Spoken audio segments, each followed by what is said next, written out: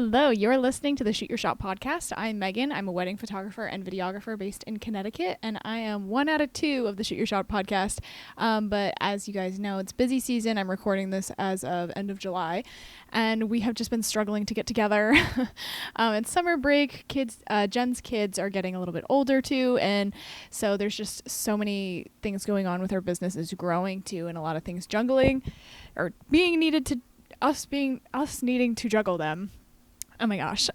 So anyway, I'm recording this episode solo. Hello.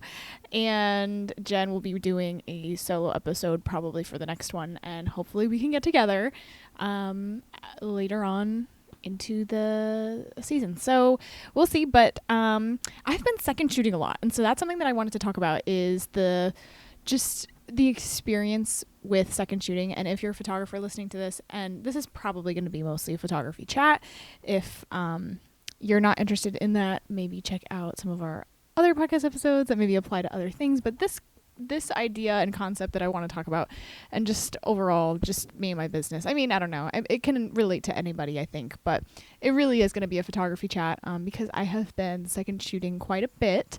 It is busy season, but my busy season in my business is really like June is my big month.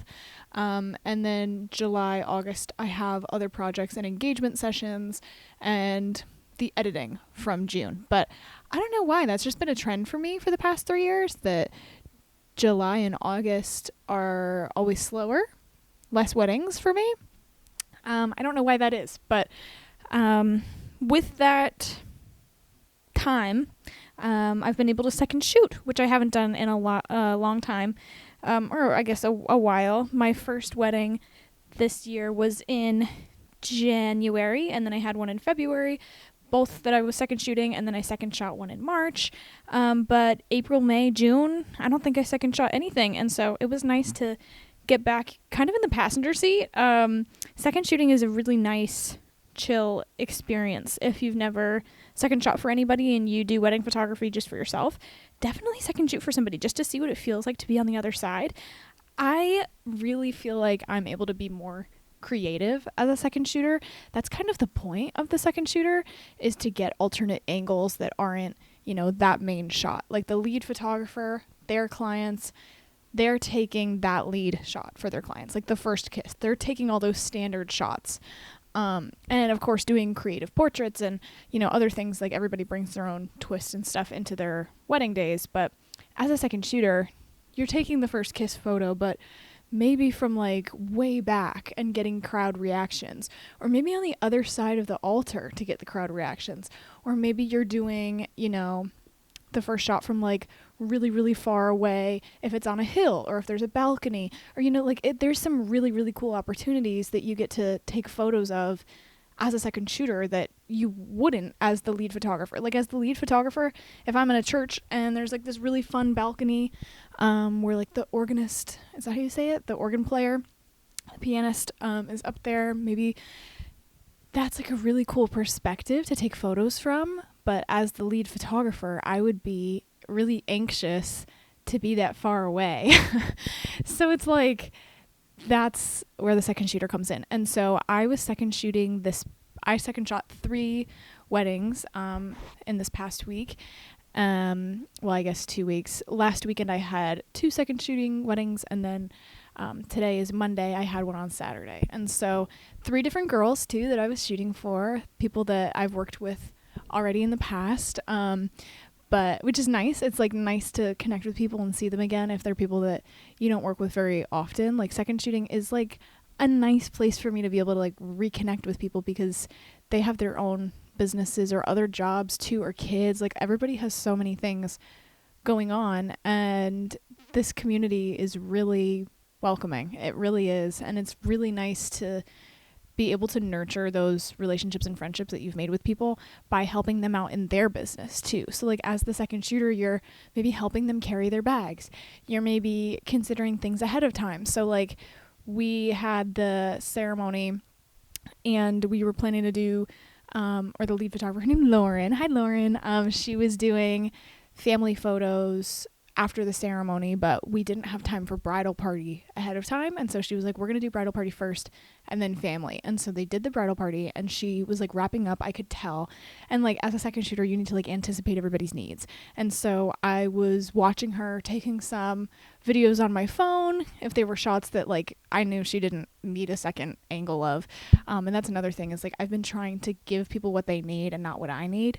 Because as a second shooter, it's like, it's not for me, it's for her. And when I was building my business, second shooting was, I second shot for people to service people and to learn, of course, but selfishly to learn and to use the photos.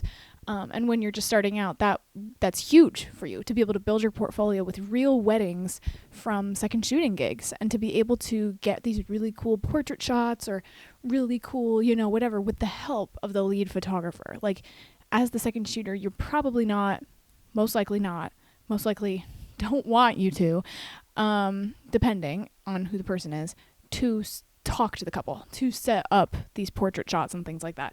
And so you might be able to get some really cool portraits of wedding couples, newlyweds, that you wouldn't have thought of, because it's like a portrait shot that the lead photographer was setting up that you happen to get another angle of. And so that's how I built my business, was second shooting. But now where I am, I second shoot these weddings a few times a year, probably less than 10 this year.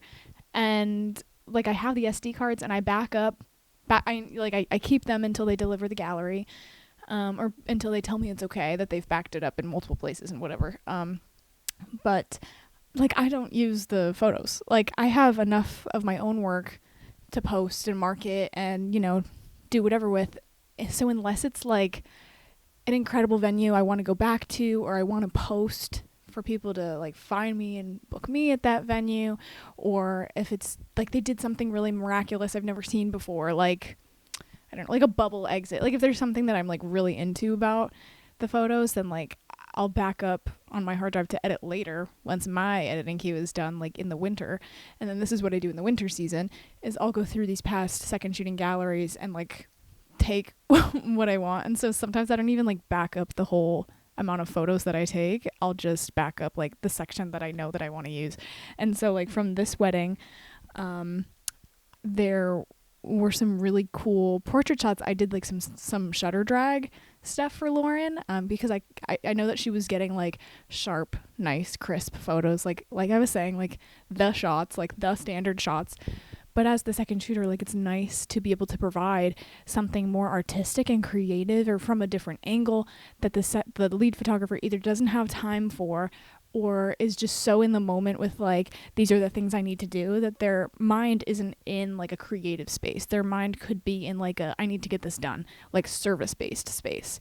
And so the second shooter, like, you know, pressure's off when you're second shooting. Like I haven't met the couple before. I don't know anything about their families. Like I don't really know anything.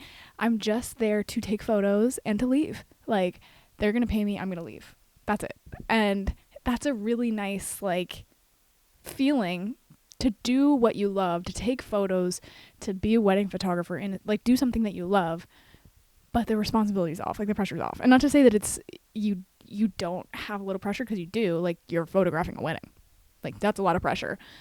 And that's why the pay is so well for second shooters, and why we have to charge so much hourly to have somebody come on, because it has to be somebody that knows what they're doing, and it has to be somebody that you respect and that you know and you trust, and that, you know, are worth that payment. But at the same time, it's like, I'm not getting those lead shots. The lead photographer is getting those lead shots.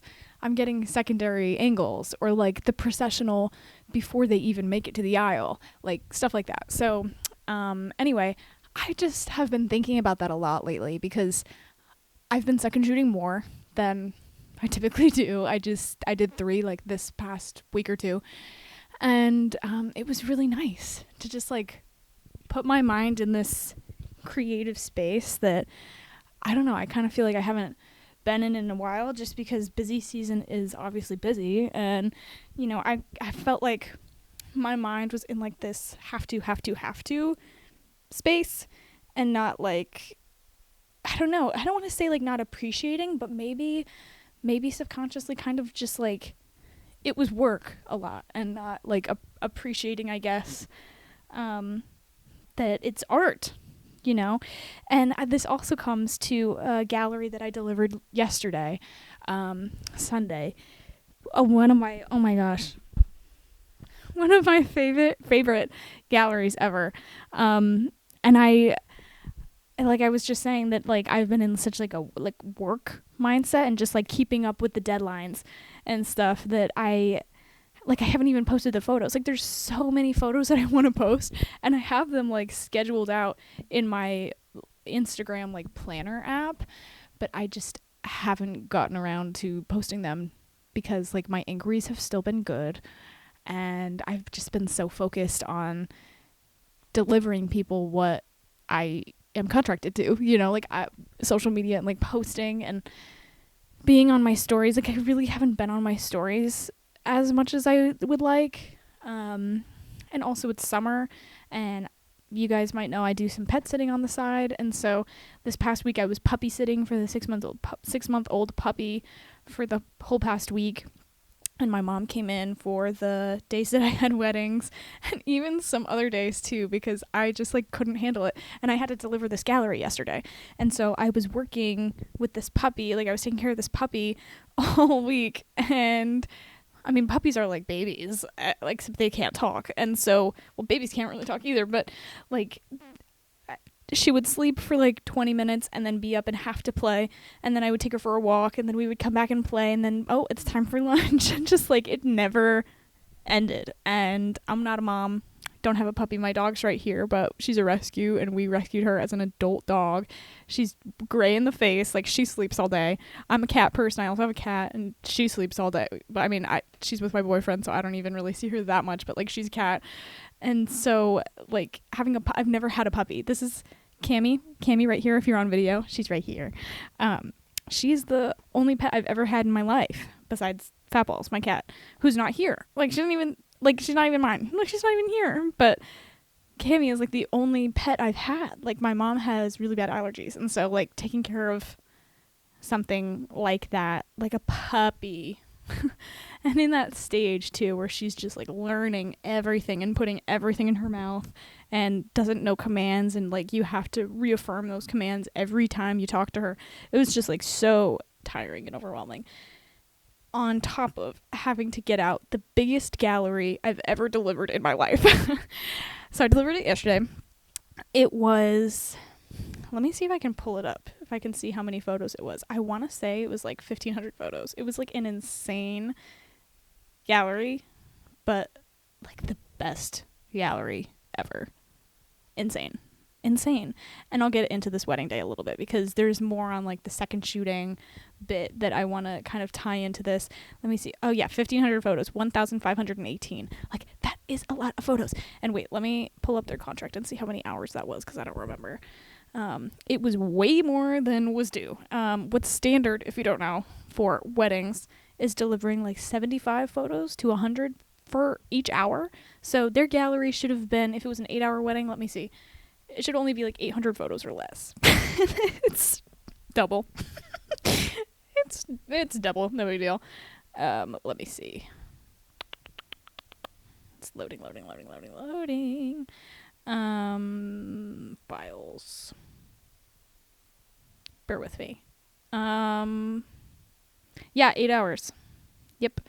8 hours, which means their gallery should have been 800 photos or less, and I delivered 1,500, so divided by 8 hours. That is close to, it's like 190 photos for each hour. That's like 200 photos each hour. And I have to say, if you guys have been following me on my stories, I don't think I've talked about it on the podcast, but on my stories I have brought it up multiple times because this is crazy. I cannot catch a break with this poison ivy thing. I never had poison ivy as a kid. My sister did. She got it really, really bad. And so I remember that as a kid, but being the lucky one, I remember getting it like a couple of times, like on my ankles or like on my arms, you know, whatever, wearing flip-flops, getting it on my feet, but getting it like pimples, getting it like small.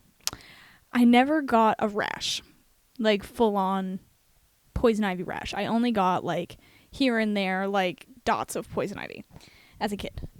Well, in the past couple of years, I have gotten it more severe than that, but not really much to note in comparison to what I have been blessed with this season. And I don't really... And also the thing with poison ivy is it's not immediate. It takes several days for the rash or for whatever reaction you're going to have to pop up. And so I can never even pinpoint where or when I got it because I'm shooting so much. Like I'm at this venue, or then I have an engagement session on Friday and Saturday, or even sometimes even weeknights, or, you know, Jake and I just went to Pennsylvania and like I think I got it there. And it's like I don't even know. And so at this wedding, this was the first time I got it this season. Well, I got it just in time for this wedding, actually. I didn't get it at this wedding. I got it just in time for it to be the worst it's ever been at this wedding. Let me tell you, I couldn't put any weight on my leg. It was the worst pain I've ever felt in my life, besides, like, menstrual issues, or, you know, like, I've never broken a bone, so, like, put that in perspective. But it was, for it to be, and this might be part of it, is that in my head I'm like, this is a poison ivy rash, like, suck it up. But it was so painful, I couldn't put weight on my leg. And so I shot this wedding, one of my favorite weddings I've ever shot. Gallery was double the size it needed to be, but it needed to be that big, though. So more to my point is that the gallery was 1,500 photos, over, like, around double what is standard and what I told them it would be. And mind you, I could barely walk. So how did that happen? How was I able to deliver 1,500 photos when I was at, like, 10%? Like, I was not 100% my best that day. I was rocking, like, 10%. Like, I can still use my hands. Yeah, I was still there and with it. And like I said, I was really, really, really excited for this wedding. And so, I wasn't going to let it get me down. And I still did everything to the very best that I could while taking like a 20-minute breather during cocktail hour. That was like the only time that I took a step back and had my second shooters keep on without me, was cocktail hour. Everything else I shot. I shot all the family photos. I shot the whole ceremony, all the getting ready, everything. And luckily it was at this venue where you don't have to do a lot of walking. Everything is very central, so it's like a backyard party kind of vibe. They have, excuse me, just getting some water. They had they have a bridal suite on site, up a flight of stairs, but not bad. And then there's like a backyard space behind the restaurant, and so it's a tent wedding. Excuse me, oh my gosh, tent wedding and ceremony site, like, right next to the tent. And so thank God I did not have to really move around that day, besides to get the shots that I needed. Like, we didn't have to walk, like, around a golf course. Like, it wasn't an insane amount of exercise that day, besides that it was an 8-hour day, which is a lot of work. And like, God bless all of the people that were there for me. We did photo and video that day. And by we, I mean I. And by we, I mean my team. But my team are just shooters. I do all the editing, prep work. Majority of equipment is mine. My second shooters, one of them had their own camera that I like to use that is the same cameras that I have. And then the other shooter does not have the same camera that I have, and I like to keep things consistent, especially now while I'm still sort of like learning and perfecting the editing process. Like, switching brands of cameras is still like a hurdle that I'm trying to jump over. So I'm a Canon preferred shooter, but not when it comes to photos. Like, I don't really feel like that affects it all that much. It did affect this gallery. My second shooter shoots Sony, who did photos for me. And I don't know if it was like, but her photos felt different than they have in the past. But I also know that she's been doing a lot of growth, and her photos, it was very interesting. Editing her photos was like, I could feel her editing style. Like, I could feel the style of her photos, like, that I see post-process already within her raw images. And I was like, wow, I don't know how she did that, because like I said, I've worked with her for years, 2-3 years, and I've edited her photos multiple times. She's been a second shooter for me a lot, and I've always kind of been like, oh, I can't even tell whose are whose. But with this gallery, I was like editing my photos and editing her photos and having to like copy and paste the edits, like sync edits. I had to like remember which ones were hers and mine. Composition wise, very, very similar. Like that, in that regard, it was like hard to tell, like, did I take that one or did she take that one? And we did take a lot of photos of the same thing, and so that way it was really hard. But the editing, I don't know, that was interesting. Side note, not important. But the important part is that I'm very, very, very, very grateful for her, because, like I said, I had to take a 20-minute timeout in cocktail hour to take my bandages off my leg, which were soaked through with poison ivy juice. Because if you don't know, when you get poison ivy and like that rash that I was saying, you get these blisters. Is just like your body's way of trying to get the oil like out of your system, I would imagine. I mean, Google it, don't quote me on that, but I'm gonna imagine that that's your body's way of getting the oil out of your system, because the blisters you get in your rash with poison ivy has the oils from the leaves that you touched. And so if one of your blisters pops, you're infected all over again. It's like you just touched one of the leaves 10 times worse, because that oil from the leaf is in the blisters, and if they pop, that oil is all over your body, wherever it is. And so, oh my gosh, my poison ivy rash was so bad. I had blisters the size of quarters all around my ankle. 2 ankles, but 1 ankle like completely around. And multiple of these. Like my whole ankle was red, swollen, double the size. The blood, I could just feel it like pooling in my leg every step I took. If my leg wasn't elevated, it was, oh my gosh, it was horrible. It was so bad. But I still tried my best, but my best wasn't my best on a normal day. And so I told everybody ahead of time. I had 3 second shooters. I was like, hey guys, I am going to need to rely on you a little bit more than usual. I hope you're okay with that. And if you see me like struggling or even not there, please just step in. And I would love to have more photos from you than usual and videos from you than usual, because I know that I am not going to be able to do my best, but I have to be there, and I'm not going to, drop out. This is a huge day. It's an 8-hour photo video day. And like I said, we use like all my equipment. It's not like I could just really send associates to do video without me. I mean, I could have, if it like worst case scenario, I could have like met them at the venue. I could drive, like everything was like fine. Like I was moving around at home, like hobbling, but like I wasn't like contagious, like on death row, you know what I mean?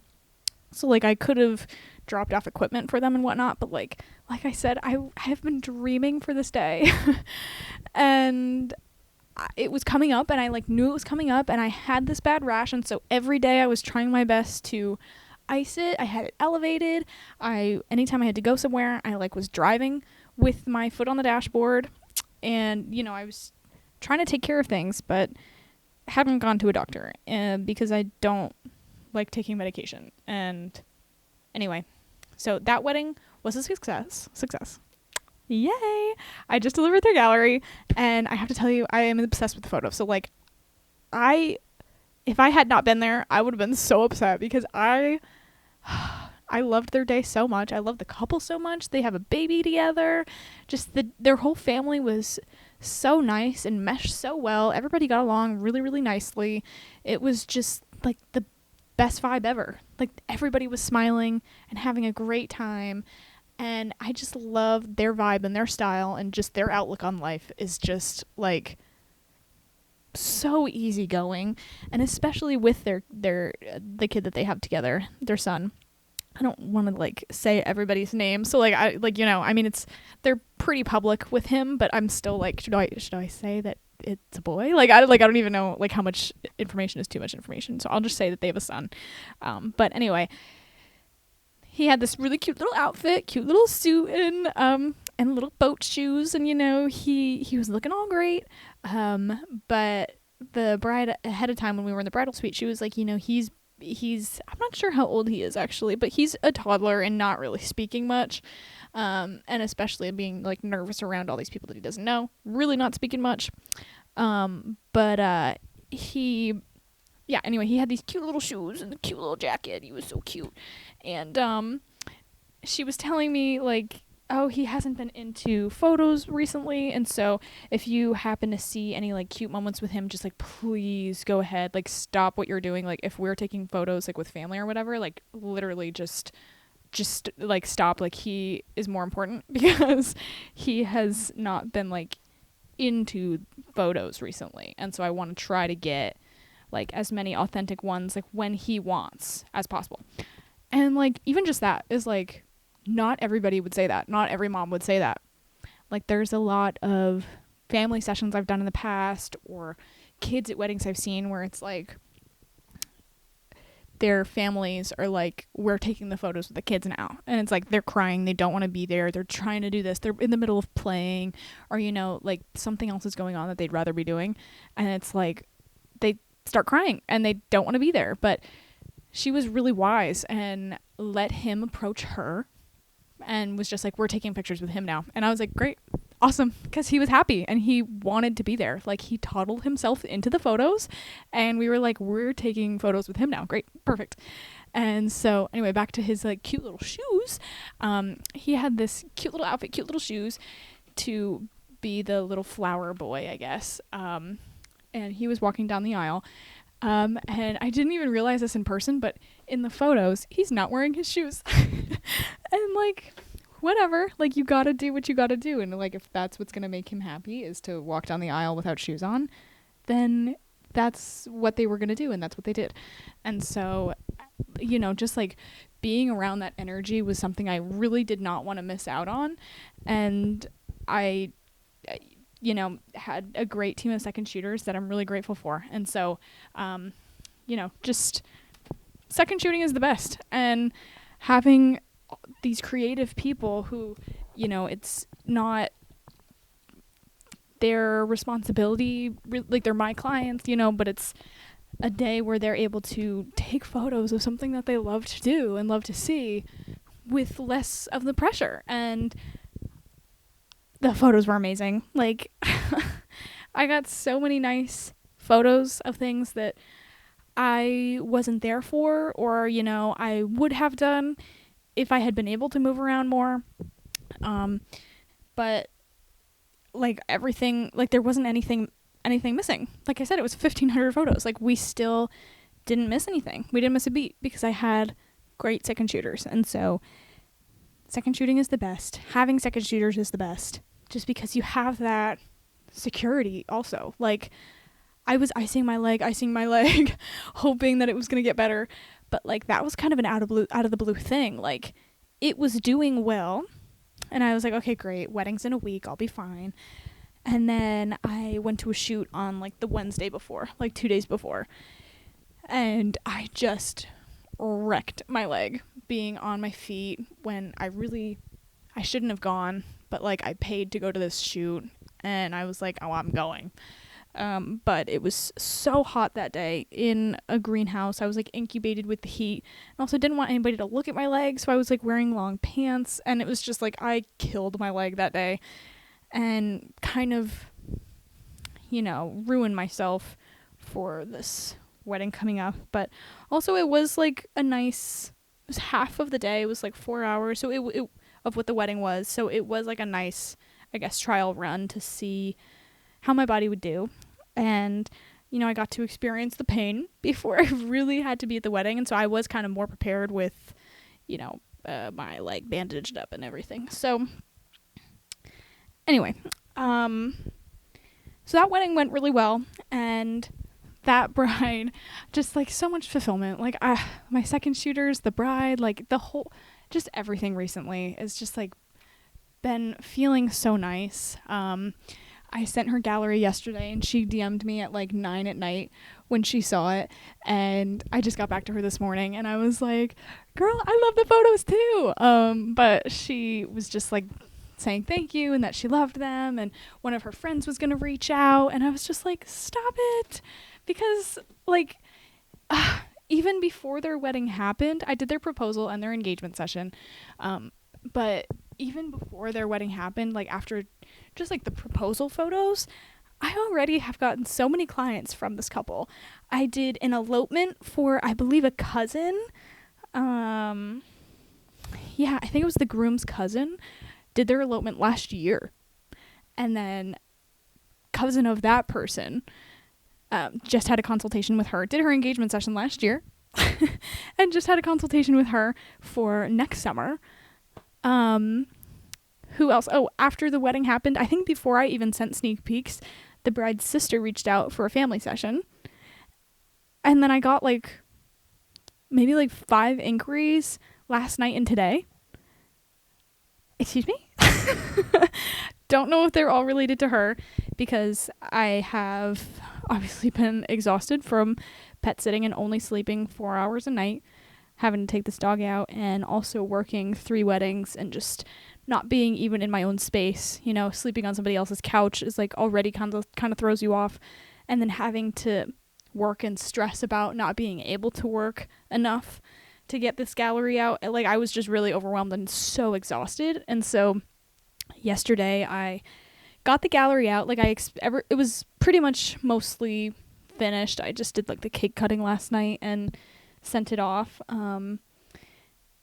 But yeah, I didn't really do much work besides that. And so I do have inquiries that I need to get back to and like see if they're from this bride, because I know that a couple of them I think are, but some of them are not. So I'm excited to see that. But anyway, yeah, second shooting is the best. And another thing that I wanted to say is financially, second shooting is the best. Like, if you're a wedding photographer, maybe moving into a new area and you don't have the clientele yet, like you didn't, work up, I don't know how to say, like, do you get what I'm saying? Like, if you don't have, or you're just starting out and people book weddings like a year or 2 in advance. And so if you're moving to a new area and you don't have people booked yet because you just moved, or if you're just getting started, or you don't feel comfortable having your own clients yet, like, second shooting is the best. Like, that is the time to do it, is when you want to be able to shoot weddings, but you can't either book people or can't edit later, or like you're not able to commit all of that time to people with like the editing and booking process and everything, and the prep and the timeline. Like, all of that is a lot of work. That's sometimes more work and more time for photographers than actually shooting and editing your photos. Like, sometimes that back end kind of stuff takes longer out of our everyday work day than actually doing the service you're paying us to do, which is crazy. But I'm working with a bookkeeper, as some of you may have been following, might know, that I've been working with a bookkeeper, and she was on the podcast actually, so go watch that episode. We had her on around tax time for just like a Q&A kind of like finance thing. So I'm pulling up right now my report from her, because we've been working together for 1 month full time. Like, I have 1 month report from her, but we've been working the past couple of months like a lower scale, and then I upgraded because I was just like, you're really good at this and I am not doing this anymore. And also she like changed her services around a little bit. So anyway, but one really cool thing that she showed me, and she shows me a monthly, I have one report. She shows me a monthly report of just like how my business is doing, what I spent money on, what money's coming in, and for what. And so that's what I want to talk about is, it's less than I thought, but it's still really interesting. She has a section in her report for me that's income sources, and 75% is weddings for June. 5% was print sales. I include, quote, kind of half quote, a print album for my weddings now in my signature, like, all-inclusive package. So that's a USB engagement session, second shooter, like Polaroids, like the whole shebang, and a print album. And so I use PickTime for my gallery service, and they have a little shop option where you can customize your wedding album, make prints and stuff. And so I'm able to give people a coupon code or free items and things. And so I give people a coupon code for their album. And so that was some people using that. And also I had a bride like this month, so in this June report, from a 2023 wedding just buy her album now.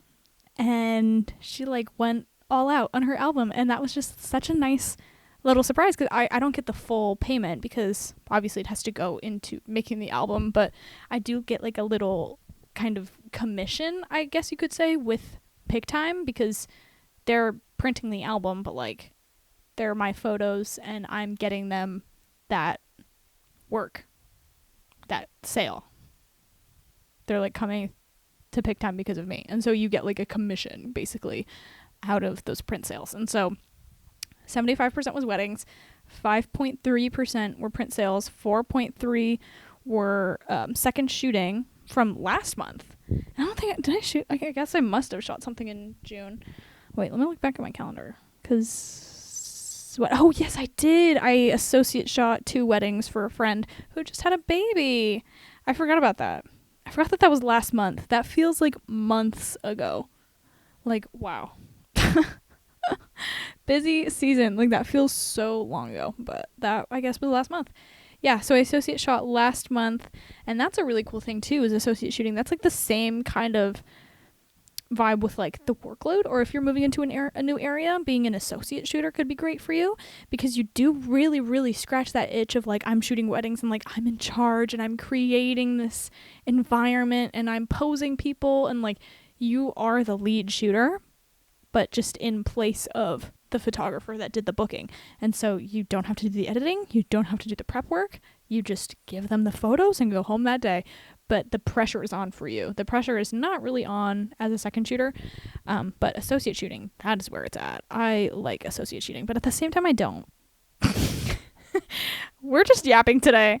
I like second shooting because the pressure's off, but I like associate shooting because you get to really be in control of the day and like do things the way that you like. And as a second shooter, like, you're passenger seat, like you're a backseat drive, like you can't be a backseat drive is what I'm trying to say. Like, being a good second shooter means that you kind of shut your mouth and you're like there if you need them, and you're taking photos of the day and things, like, but you're not making decisions.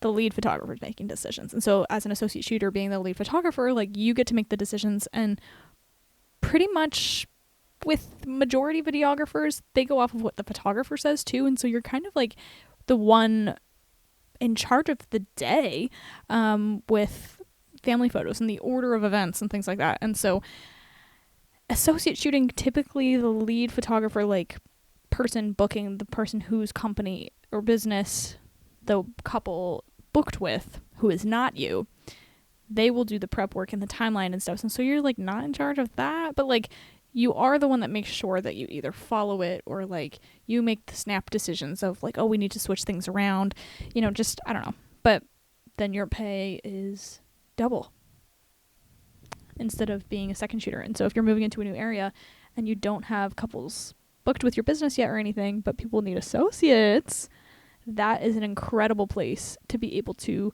network too, to be able to meet other great second shooters and see if you like working with them and if you want them to work with you in other weddings when you do book for yourself, or if they need second shooters for them.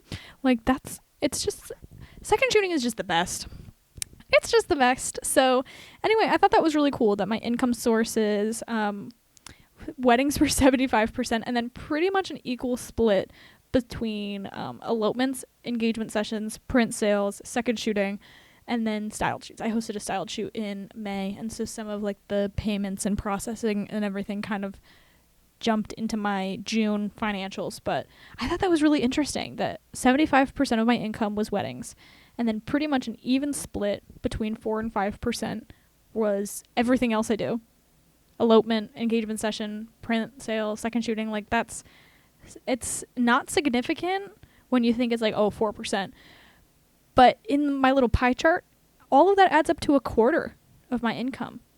Like, that is significant, all those little things. And so Jen and I, my podcast co-host, who's not here today if you're new to this episode, Jen and I talk about a lot having 7 sources of income. That's like a thing that people say, but we've talked about doing that within your business. And so like as a wedding photographer, yeah, I just shoot weddings and I'm niched down just to weddings, but I also have these other avenues where I'm able to make money with elopements type of wedding. Engagement sessions goes along with weddings, but still these are different clients than just like the standard wedding day, but it still is something that I love to shoot and still within my niche and doesn't confuse people, and like everything still applies. Like it still fits really well.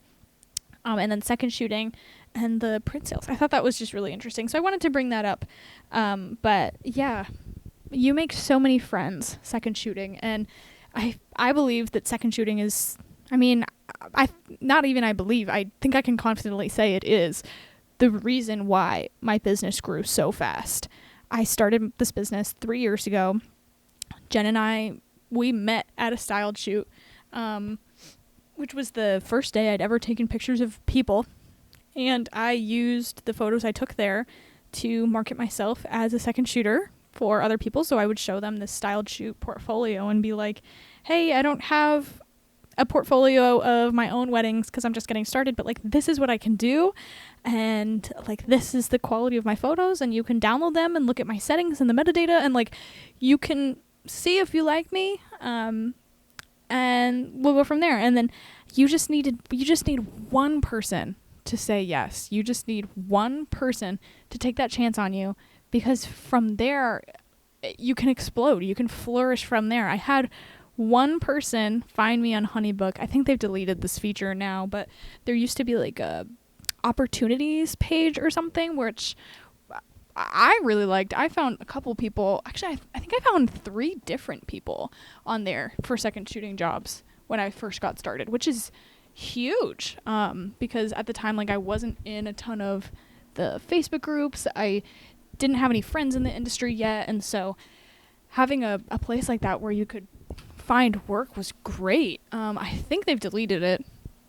Don't know why. That seems kind of silly to me. Maybe because they weren't making money off of it. But they should have kept it. But anyway, can you guys hear me okay? Sorry, I was like just getting up to record the video cut out. So anyway, if you are listening on Spotify or something, go check out our YouTube channel, because we also upload video episodes of the podcast. But anyway, yeah, I just needed one person to say yes, and one girl did. Abby, hey girl. She's like one of my best friends now, and like 3 years later, like I photographed her pregnancy announcement and like maybe some other family stuff in the future, and just like we did our first weddings together, and we've worked together ever since. And just like you make such amazing friends second shooting and working alongside people when you're in that good headspace. You know, if you're not viewing people as solely competition but people that you can rely on, that is gonna be so much better for everybody else, like for you and for everybody else. Like, treat others the way you want to be treated. All comes back down to that. But like, if you treat other people as competition, they're not going to treat you well either. Like, they're going to treat you the way that you're treating them, unless they're a big person and aren't like that. But you know, like, if you're being snooty to me, like, I'm not going to ask you to second shoot. I'll ask somebody else. You know, like, this industry is a lot based on skill, but I think more so based on your personality and what you bring to the table in other ways than just your skill. Like, you need to be a team player and be able to step up. And like, when I had my poison ivy, like, I knew that they would be there for me, and I knew that they wouldn't cause a stink and be like, well, you need to pay me more. You're like, I knew that they wouldn't do that to me, that they care about me, and that they would be there for me, because that's what you do. Like, that is what you do. And so anyway, second shooting is a blast, and that is how I grew my business so fast, because I met one person who gave me a chance and became a really, really dear friend. But out of that, I was able to then have 2 wedding galleries that were real weddings to be able to show other people, to be like, oh, I'm just getting started, but here's 2 real wedding galleries, start to finish. getting ready of the boys until the cake cutting at the end of the night. Like, here you go. And they were able to see me in 2 totally different lighting situations. One was a barn and one was a tent. So, you know, it was just like, that's how you do it. Like, you need just one person to say, okay, I'll give you a shot. And then from there, you can just flourish. And so, yeah, I'm just so grateful for this community. And the wedding gallery that I got out today, I had an elopement that was due actually yesterday, but I got it out today. I was 1 day behind, but also because the gallery I got out yesterday with this amazing couple with the son, they were supposed to go out on Friday and they came out yesterday, Sunday. So I was a little bit late with them, but considering the gallery was double the size, I was like, I don't really feel that bad. I think it's okay. And I was communicative with her too. I told her on like Thursday or Friday, I DM'd her and I was like, your gallery is coming this weekend. I'm trying really hard. But I also was on my stories like maybe twice that I was puppy sitting and overwhelmed, but working on things. And so anyway, this elopement that I just got out is another prime example of just putting in nice energy into your community and helping out other people. That good karma is going to come back to you when you need it. And that is when I cashed it in, was for this elopement. This elopement was 2 days after that wedding when I had that bad poison ivy rash. That wedding was a Friday, and then Saturday was a rest day or an urgent care day for me. And then this elopement was 2 hours at Hartford City Hall on that Sunday. And so I did this 8-hour wedding thinking like, oh, if I can do an 8-hour wedding, then like I can do 2 hours, 2 days, like a day later, no problem. Well, I really, really pushed my body, and I thought that I would be like, I didn't think I'd be stronger, but I was like, oh, if I can handle 8 hours, like I can handle 2. Like that's kind of the mentality that I was at. So I didn't ask anybody to help me out. I was just like, oh, I can do it. And then I shot the wedding and I came home and just like progressively that wedding day got worse and worse and worse. And like, I'm not disappointed in their dance floor photos because they are good. The ones that I did, like they're, you know, they did get photos of the dance floor that are good, but like I know I could do better. You know what I mean? And I let 2 shooters go at dinner. And so it was me and my videographer friend. Well, she does photo too, but you know, I just had one other shooter to do for the both of us to do photo and video of the rest of the wedding, just because 4 shooters on the dance floor is overkill, I think. But anyway, oh, my alarm's going off. Hold on. I need to get in the shower. Anyway. Long story short. My poison ivy rash was going crazy and my leg hurt so bad, and I had just done an 8-hour day and I was like, I need to go to the urgent care tomorrow. And I got home. Oh my God. Also, because I bring all my own equipment, I have this cute little beach cart that I got at Walmart that I put all my videography equipment and, you know, whatever, all my equipment in to go to these weddings, because I was pretty sick and tired of carrying everything back and forth from my car to whatever the venue is. Sometimes venues are up flights of stairs. Sometimes venues are really far from the parking lot. Sometimes venues are weddings are multiple venues, like going from a church or from a hotel to a church to a park to a reception space. Like sometimes it's a lot. And I was just getting really sick and tired over last year carrying 3 tripods, 2 backpacks, duffel bag, tote bag, bag with my lighting, just like so much. I was gonna say crap, but it's all important things. It's not crap, just stuff, equipment, just so much stuff. And I was just really tired of just like physically lugging it all and carrying it, and thinking about in the slow season, oh, how can I make this year better? What can I do to improve? I was like, you know what? This is one thing that affects me, doesn't really affect my work, but will make me happier shooting weddings, because I'm just really tired of this. It's getting really obnoxious. And so I bought a beach cart off Walmart that was like $30, and it fits in the trunk of my car beautifully. It's fantastic. I love this cart. Only thing is that, as I said, it's a lot of crap. And so this cart is heavy. And I'm terrified of leaving things in my car. And so the wedding was over. I'd done 8 hours on like a leg and a half. And I was in so much pain. Drove home, like, whoop, camera battery fell on the floor. Drove home like an hour in the dark, exhausted. One leg up on the dashboard, breathing heavy. Just like, you know. And I made it home, and my parents are asleep. And I was like, no. Like, all the lights are off in the house except like the porch, because they, were waiting for, they like left it on for me or whatever. And but I got home, and I was like, I'm gonna have to do this by myself. I don't want to do this. I can't do this. But I had to, because I'm scared of leaving stuff in the car. And I live in a safe area. Like, it's not like I live in a city or anything. Like, I live in a cul-de-sac. Like, nobody's gonna steal my shit. But at the same time, I'm like, this is where a robber would come to steal my shit. And I was like, what am I gonna do? And so I was like, okay, I need to get it out of the car. And I cried getting it out of the car. It hurt so bad. It was so heavy. And we have a little porch, I guess, up to our front door. And so I had to carry it up. One, two, three, like 5 steps, and then into the door. And just, I have a hatchback too, and I've got like, it's an SUV, but it's a truck. And so like, it was already like pretty high up, and I had to like lift it down. And oh my God. So I couldn't even just like wheel it around. I had to like pretty much carry it, because I had to go up these stairs. And oh my God, it hurt so bad. And I got in the house, and I was just like, I can't push it any further than this. And I like left it by the front door, like totally in the way, and was just like, I can't do this. And I crawled up the stairs, and I crawled to my room and to the bathroom, and I took my bandages off.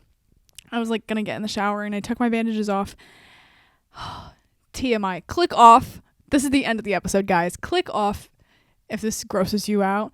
But if you don't take poison ivy seriously, or you don't take, your body seriously, and you're a wedding photographer or a wedding vendor, that this is your warning. This is what could happen to you if you don't take care of yourself. If you're sick, if you twisted your ankle, this could relate to a lot of things. If you pushed your body too far and you're at a wedding, thank God I didn't have a wedding the next day. I had an elopement 2 days later, and long story short, a friend filled in for me, and I'm very grateful, and I just delivered the photos today, and they're beautiful. So, bless. But, scary story, back to the scary story. So, like I said, I had these blisters that were the size of quarters, nickels, like those circle keychain ring thingies. I can't even tell you how big they were. They were as big as my thumb, and like protruding off of my leg. Like, they were little balloons. They weren't even just like little like blisters. They were like water balloons. It was insane. Anyway, so I'm crawling around on the floor because it hurts so bad. My leg is so swollen and red. My ankle is double the size of my other ankle, which also had poison ivy on it. So it was also a little bit swollen and, bigger than usual. And I didn't wear high tops. I usually wear high tops, but I was like, I'm not wearing high tops to this wedding, because it's 1, gonna rub, and 2, I probably can't even fit my foot into this shoe. And so I was wearing like low Vans.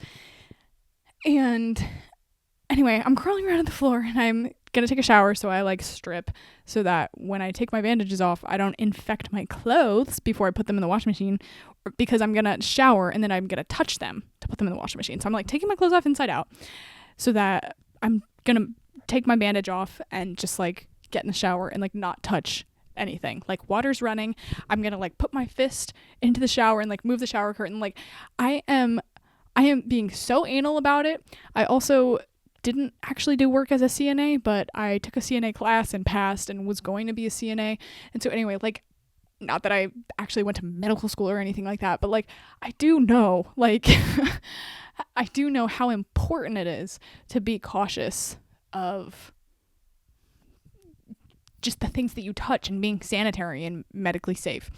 And so anyway, I took my bandages off. Oh my God, let me tell you how disgusting it was.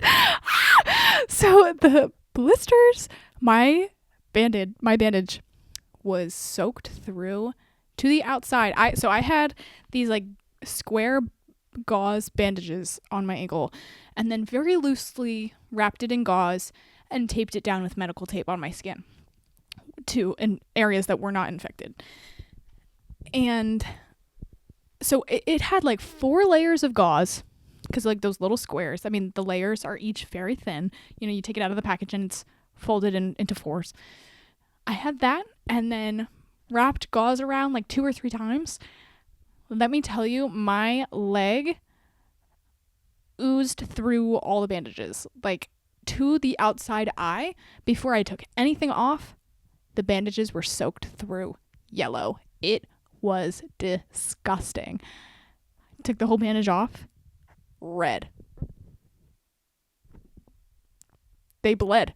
Like, I don't even know how that's possible, but the blisters not only popped on their own with the pressure of holding something heavy, but then my leg bled.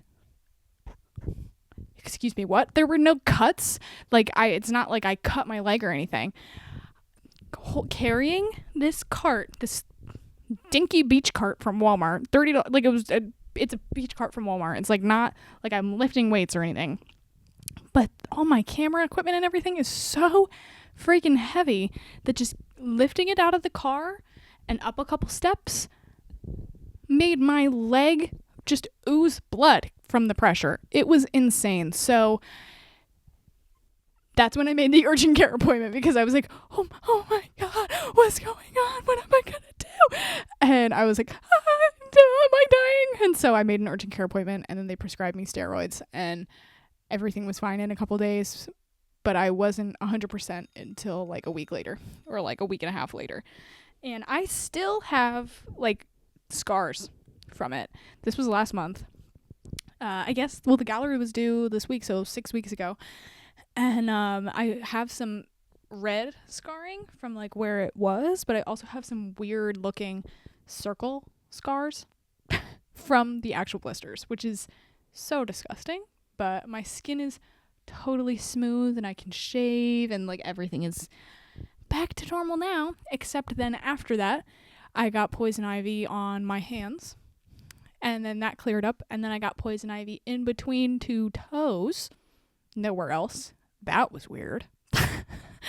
And also a horrible place to get poison ivy, because every time you walk it rubs, and I even put on like blister band-aids in between my toes, but it still like puts pressure on the blister, which like you're not supposed to do. And I had to, I couldn't wear sandals because ew, so I had to wear socks and sneakers, but like then that's more pressure on your foot, and so it's just like ew. So that took a little while to heal. And then after that I got it on my stomach. Don't know how that happened. Oh, and on my face. I got it same place. No, I do know how that happened. I went to a field that was infested with poison ivy, and I knew it, and I was expecting it, and I told the couple about it. But I wore my boots, long jeans, long sleeve flannel shirt, but it was my dad's, because it was also so hot. It was like 90 degrees. And I was like, this is the loosest long sleeve shirt I have.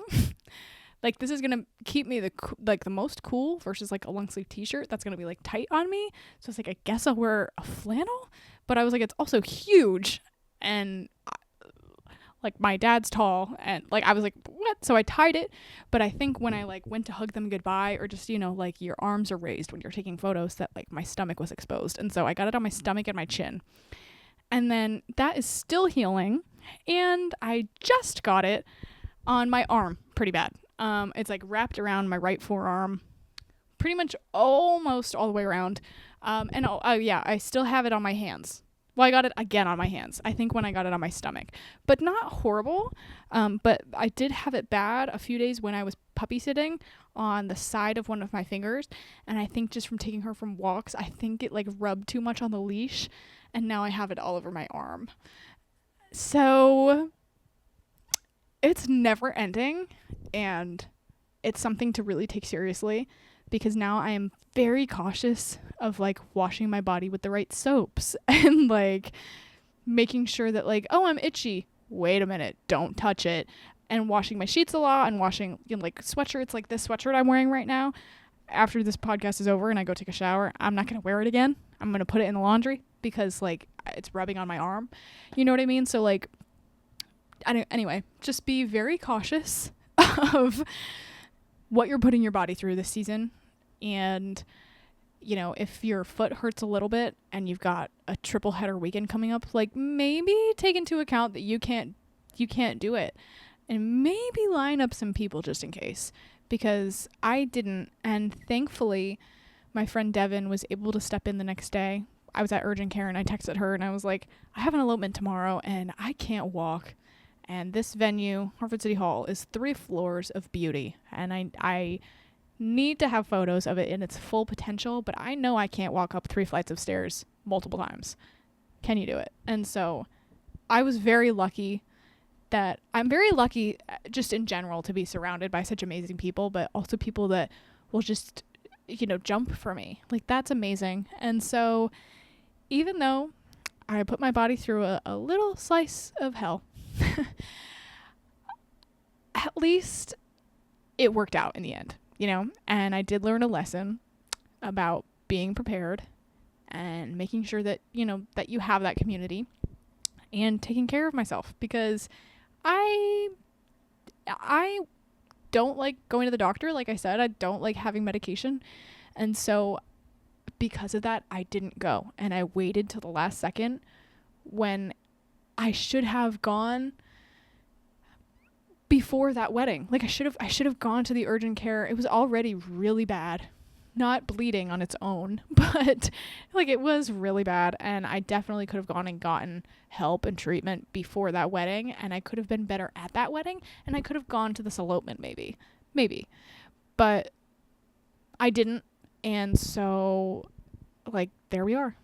So anyway, take care of yourself. Your body is not something that you can push around. And in case something really random does happen to you like that out of the blue, or even worse, like you lose a tire or something, I don't know, you know, even if it's not you and if it's like your belongings, or you get sick and you're not expecting, you know, there's just so many things that could go wrong. And to be prepared and to be nice to your community so that, you know, if they're in trouble, you can help them and they'll help you back. Like, it's just so important. And so anyway, second shooting has been on my mind because of that, because I'm grateful for the people that stepped up for me, but also because I've been doing it a lot, and, you know, I would have been ready to jump for them too. And I enjoy second shooting also. Like, second shooting, even though they're not your clients, doesn't mean that it's not going to be a really fun and great experience for you too, because it will be. So anyway, that's my little TED Talk, and we will see you guys I guess in 2 weeks. We do every other Monday. If you're new here, we do podcast episodes every other Monday. But when we do the solo episodes, we've sometimes been doing it every Monday just because you signed on for the 2 of us. And I kind of feel bad only having one of us here when, you know, either I can't make it or Jen. And so anyway, we will see. If not next week, then the week after. And Jen has a really cool episode coming up about social media. So stay tuned and cheers.